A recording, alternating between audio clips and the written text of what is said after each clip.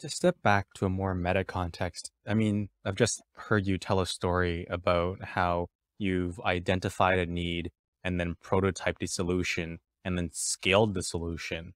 Why haven't I mean, I you're a very academic person. You focused a lot of your work on academic life. Why not step into the startup world for with like med ed tools that are massively scalable? And why focus on academic medicine instead? Um, I mean, it's more about trading, yes. Mm, Um, Also, I'm a sucker, so that's a big part of it. Because all the all the all the proceeds from Gridlocked and Triage go into a fund that we've created. All the creators have donated it, and in order to be part of our, I guess you could call it a bit of a syndicate or collaborative, um, you have to basically promise that you will give the proceeds of your game. Like, well, we basically now fund the startup of new games in order to say, hey, when you're done it, will you donate the money back to the fund so the fund could then kickstart other games? And so, right now we're sponsoring the development of a couple of other things. There's a free version of Gridlocked, which of course had to be funded. Yes. And so we're working on that development. We also have a game that is an expansion pack for Gridlocked, where it's called Expanded yeah. with the capital ED, obviously.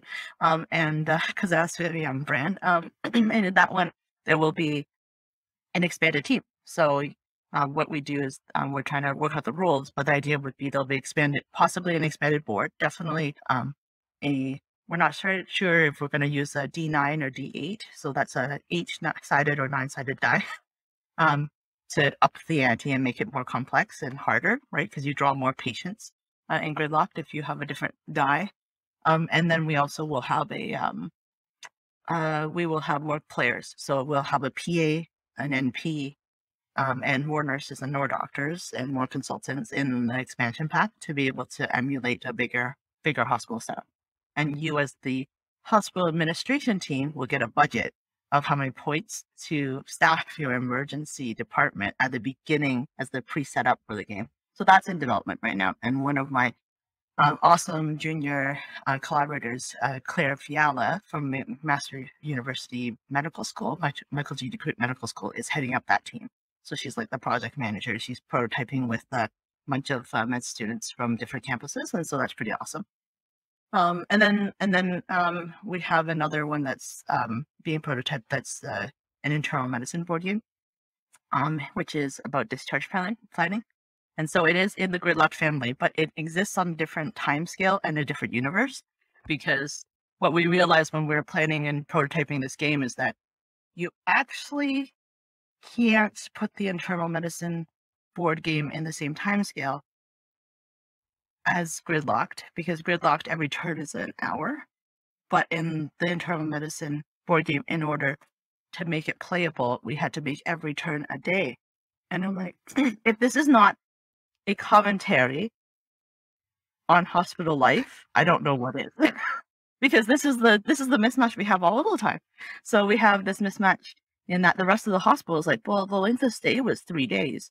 We're like, yeah, it was 3 days and 12 hours though. And they're like, well, or 11 hours, you round down. And I'm like, that 11 hours makes a huge difference to us because it's like a whole round of Gridlocked and then a round and a half of Gridlocked. Like, and so we're thinking in hours and everyone else is thinking in days. And so that's, you know, pretty interesting. But it should be very interesting to, that game will be a very different dynamic. It's very complex but it is interdisciplinary where you actually have different consultants and you have to, it helps you understand the complexities of trying to get someone from admission to discharge.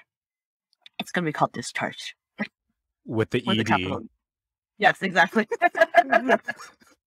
That's fascinating. I mean, I stand corrected. You have created your own form of a startup where you have differentiated products, product teams, identified different Mhm. needs. That's amazing.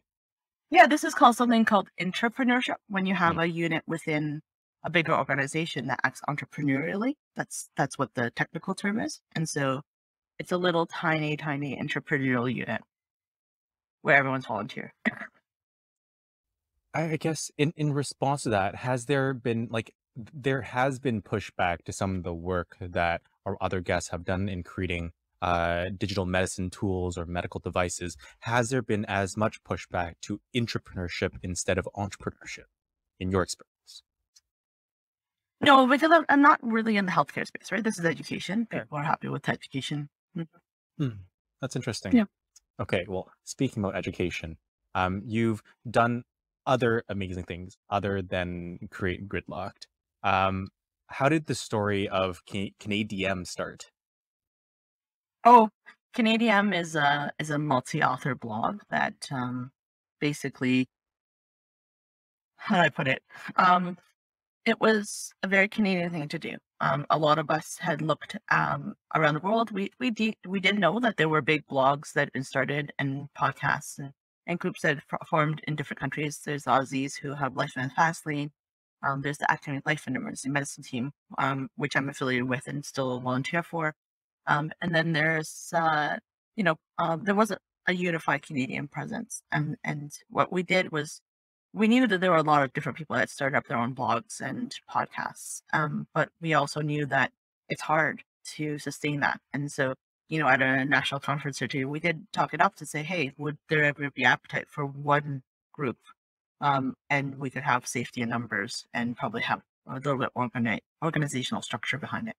Because a lot of these free open access medical education platforms, or FOMAD, some people call it, right? Platforms are kind of their own startups. They're educational, not for profit startups usually, because we're usually spending our own money to fund these things. Um, but that's hard to sustain, and it's hard to keep up. And as a single person doing a podcast, or even as a dyad, I'm sure how it's meant, sustainability may be difficult in the long run. And so by unifying a bunch of different blogs and podcasts that wanted to hang out together, we created a new organization in 2016. It's called CanadiEM. And it has more of a organizational structure. It's more formalized. There's an editor-in-chief. There's a leadership group. There are then apprentices, a junior editor program where people can volunteer to be junior editors, apprentice into the community practice. We also have a fellowship program that people can layer on called the Digital Fellows Program, or Digital Scholars Program, sorry. And you can focus your area of academic excellence in emergency medicine or another field, or you can do it as a junior faculty and develop your skills as a digital educator. Hmm. I mean, it seems like this organization helped facilitate the continued growth or sustainability of the free open access medical education, I guess, universe. For those who don't know what that is, could you explain what that is and why it came about? Yeah, so free open access medical education is probably a movement that predates its name, probably around 2000-ish. There's a bunch of people like Michelle Lin, like Mike Cadogan, like Scott Weingart, who saw that these technologies probably would be a great place to start teaching people. And so um, all of these founders, let's say, of the FOMED movement started putting up web pages and podcasts and other things like that that um, become have become really a huge part of many people's education, a huge part of everyone's day-to-day kind of like operations even. I'm raising And my hand. so, yeah, exactly. So I think at that point, the idea would be that that started in the early 2000s, right? And really started taking off, I think, because Dr. Cadogan actually very generously bought a server and started housing and fostering other people to do their own work.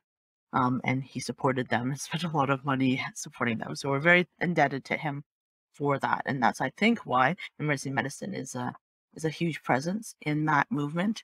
Because it's not just us. Obviously, there's internists have their herbciders and intern at work, and there's some surgical content out there that is in all the different subspecialties of surgery and medicine. Um, but I do think that a big part of the kickstart for why emergency medicine is really out there with some of these resources is because Dr. Cadogan kind of opened the door for many people to walk through it. And so as a sponsor of many people, he sponsored one guy named Brett Toma, who's my like main collaborator in this space. And and he went on to form Boring EM. And I babysat Boring EM for a year when he was off doing his exam studying. And then when he came back, I had redone all the operations, grown the team. And then we started talking about sustainability of this being a single author blog probably wasn't something that I was interested in running. So that's why I had remade things in his absence. But he started to see, because he's done his master's in leadership, he was like, huh, I see where you're going with this. And so we started having conversations about sustainability and recruiting a bigger team and creating more of a community of practice. And so now we have volunteers from like shore to shore in Canada for CanadiEM. It's a digital community practice. We use Slack as our digital backbone and collaboration space. And sometimes we meet up at the national conference when it actually happens. And people work in, a nationalized, asynchronous, augmented by the occasional synchronous Zooms and other kind of facilitation to be able to get content out onto the blog. That's so fascinating. Wow.